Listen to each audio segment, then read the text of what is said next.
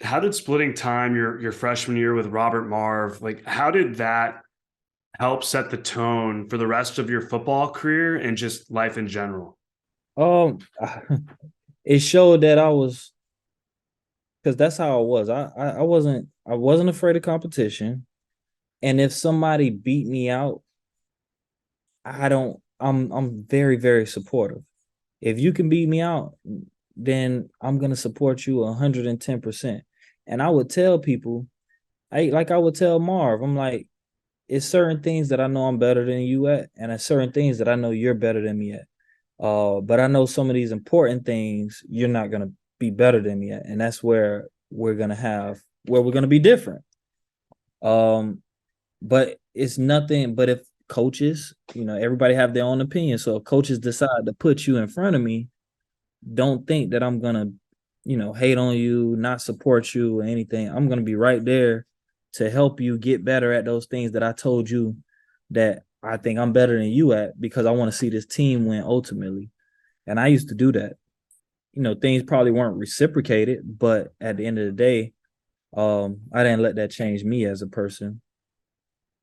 Philosophically, as a quarterback, as a football player, as a person, like what was like if you had to pick like one thing, like what was that one philosophical foundation that was like your north star to having success on the football field? Remaining positive. I think that's the thing in life because energy is something that I do believe in. I feel like if you're just spewing off this negative energy, negative things are gonna happen. Your mind is thinking that, your body's thinking that, things around you, the people start, feeling that stuff that's around you. And eventually things won't work out for you. So even when things are going bad or you feel as though they're going bad, just continue to try to think positive or to find something positive out of them. Don't let those things stop you from moving forward or, getting better or anything because they'll keep you stagnant. Negative thoughts keep you stagnant. Yeah, that energy is real. Like I think the older I've gotten and the more experiences I've had in life, I feel like I like feel it in my body. Like I don't know how like negativity like hits you per se, and I think everyone's different. But for me, it's like a feeling in the chest, like someone dropped like a 45, like three 45 pound plates on my chest, and I'm like, oh my god, like this is real. And so like for you though, It like might how be an MI.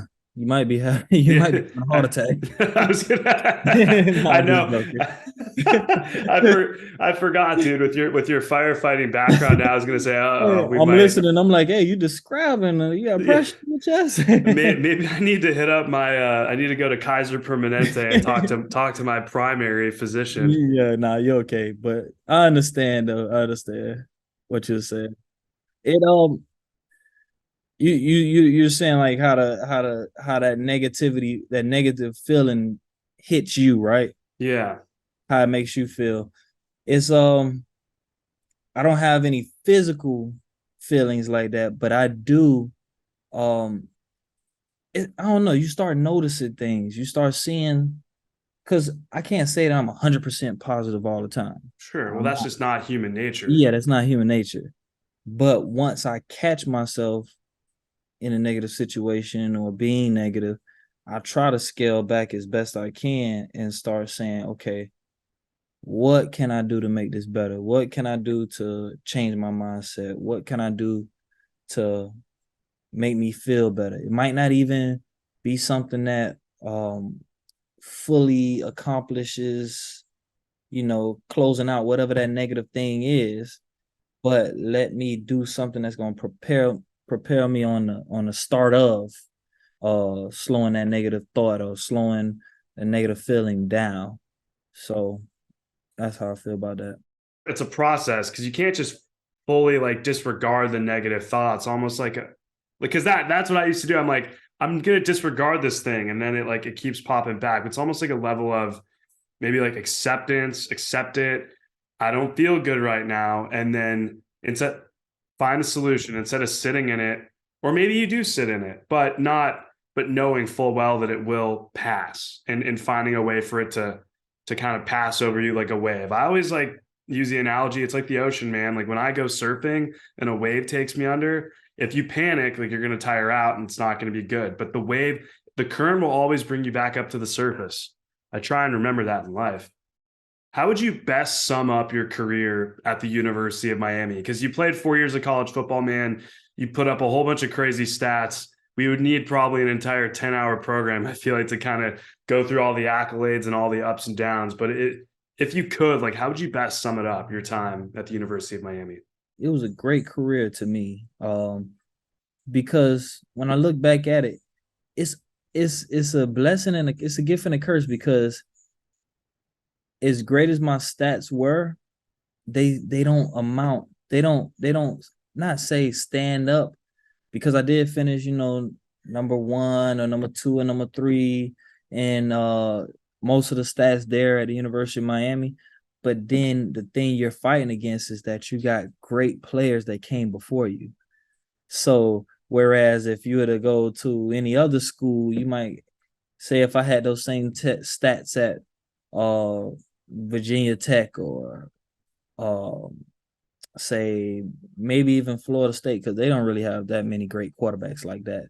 But my stats will be probably number one all the way through, and then they don't have those type of guys. They're not known for guys being quarterback guys. We had Jim Kelly, Vinny Testaverde, Bernie Kosar, Ken Dorsey.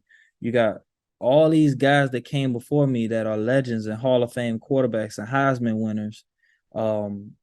Some of the things I probably did in college got overlooked because of that. And I'm okay with that, because those guys are great. And to be even mentioned amongst those guys, that's all I can ask for. And I gave my all to the University of Miami. I love the program with all my heart. I was just out there 2 weeks ago. I still try to stay around and go speak to some of the guys. I was just talking with the equipment guys there. So, and it's a janitor, man. He's been there. He's been there since I was there, before I was there, with a lot of the guys, and seeing him still out there working around, it's it's cool. I love the university. I love everything about it. So I feel like I did everything that I can do at the university. That's all you can really ask for, man. When you give something your all, for 4 years. I mean, I do understand the University of Miami does have a crazy like quarterback lineage. I mean, when I was doing a little bit of research, for our interview here, like I forgot about all the Mm-hmm. guys that came before you. I'm like, oh my God, like Jacory, like you're competing historically with, Yes, I'm yes. like, geez, You like could do all the everything, anything you want, but you got to also remember that these guys came before you, and these guys were great before you. And I knew that. So it wasn't a competition with just myself. It was a competition with the guys before me, trying to be keep that same tradition of great QBs coming along in the university. So that was a lot of pressure. And I didn't think about none of that stuff until maybe my junior year. Like, that was when I started realizing like the impact, because I had just came off an injury that I had played with throughout my sophomore season that people didn't even know. Then my junior year, it was one of those situations where it's like, okay, the NFL is projecting you to be here, they projecting you to be there. Oh, I'm done after this year. And that's where my mindset went. So because I had that type of mindset, I probably lacked that other things that I didn't even realize. And then it went from being up here to slowly not even seeing myself just fall. And then I started getting hurt. Then it's a tear my labrum. I play through that instead of rest rating. I play through it, even though they told me to play through it. Then I got a concussion. I'm out for 2 games. The only 2 games I missed in all my career. I played in every game my freshman year, every game my sophomore year, missed 2 games my junior year, and then every game my senior year. So I only missed 2 games, and two of the possible, two out of 41 games I missed, 41, 43 games. In terms of the NFL, you went undrafted in the 2012 NFL draft. You ended up receiving an invite to Dolphins training camp, then ultimately signed with the Eagles, but you were waived a few days later. Can you kind of talk about not being drafted and in that process, like how you felt during that time? Based on what happened in my last game of my college career, I kind of knew because my senior year I was having a great year, but then my last game, the very first play, something happened in my back to where I couldn't even throw the ball no more, and I ended up years later in 2019 finally having surgery for it.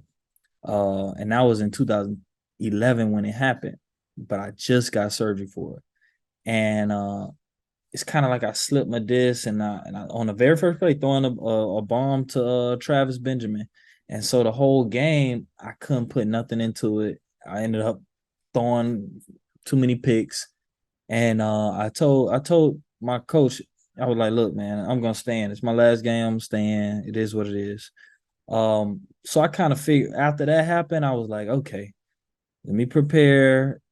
Yeah, I might be better than some of these guys or anything, even though that year we had a stacked draft class.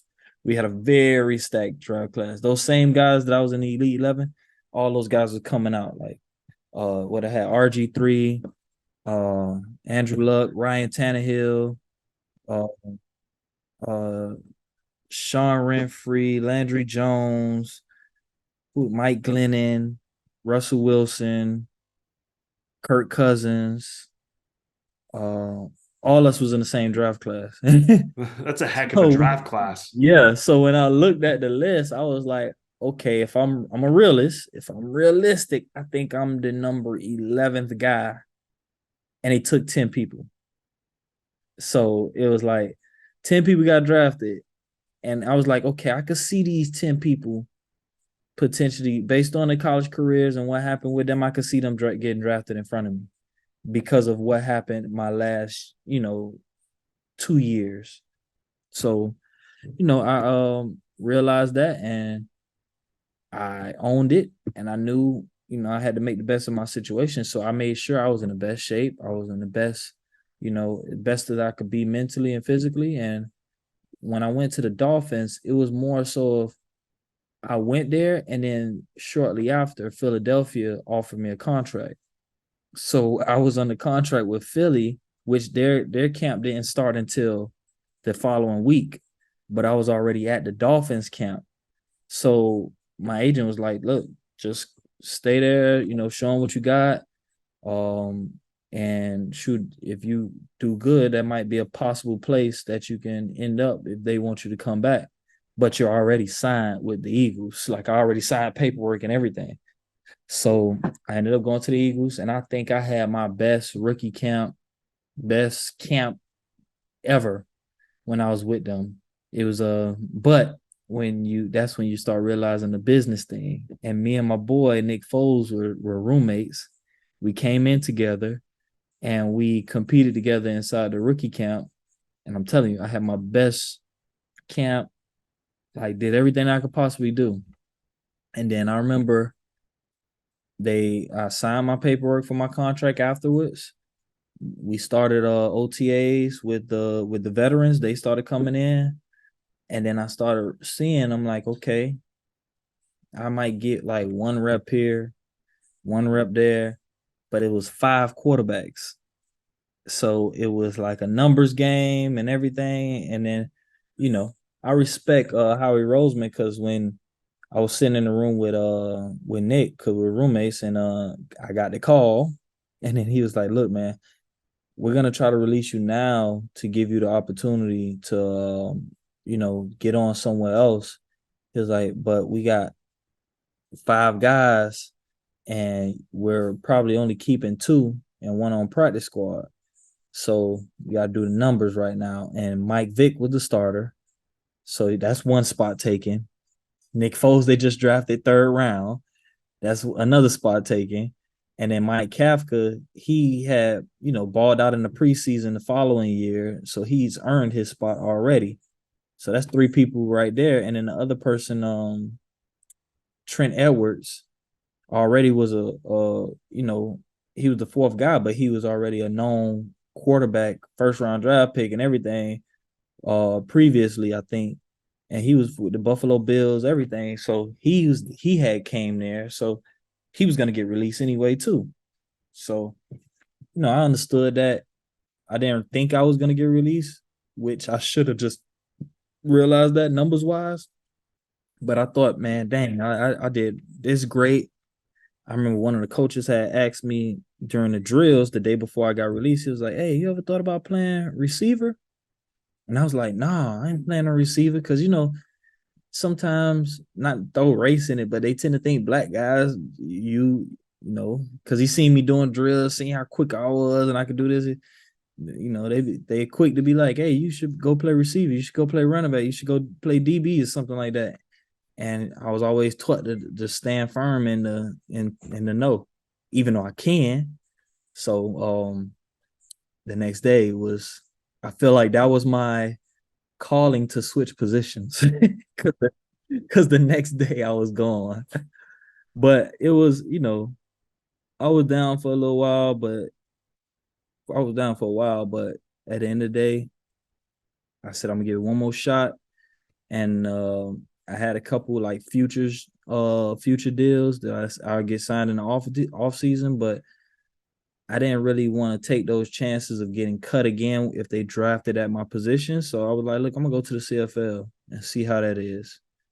And I enjoyed every last minute of that. 7 years later. Do you ever like wonder like what if when it comes to the NFL stuff, or is that something that hasn't crossed your mind? No, I don't. If I did, it was more so at the beginning when I first got cut or released. But after that, I kind of, once I got up to Canada and I seen how amazing the CFL was, I was like, look, I'm cool to stay up here and retire from here. Like you get paid good money, they take care of you, the people are nice. It's almost like playing college football all over again. Like the fans absolutely love CFL football. Canadian fans, they come to all the games. You go play places like Winnipeg, Saskatchewan, Edmonton, Calgary, all those teams. They got the the large history, and you just start learning that CFL football been around for a long time and been having good football. Because I even heard when Chad Johnson he came up there, and then he even mentioned it in a podcast, explaining that he thought he was coming up to play against like guys that just wasn't good. That's what he thought he was coming. And when he got up to the CFL, he like, wait, hold on, these guys, the majority of these guys should be playing in the NFL. And you slowly realize that, and you like, oh, wait, this league real. People think, okay, it's not the NFL, it's not this. No, some of these guys, you don't know what happened. Some guys is okay. This one, he failed the drug test. This one got hurt his last year, and people just didn't want to take a chance on him, so he came up his CFL. This one was just a little bit too small, or he was in the NFL and he was the star kick returner, and now they don't have kick returns no more. So it's like, okay, what's your, what can you do for us now? But then that same guy is up there, the most outstanding player in the CFL 2 years in a row, or 2 years. It's like those are things that people don't realize, and it's great football when you watch it.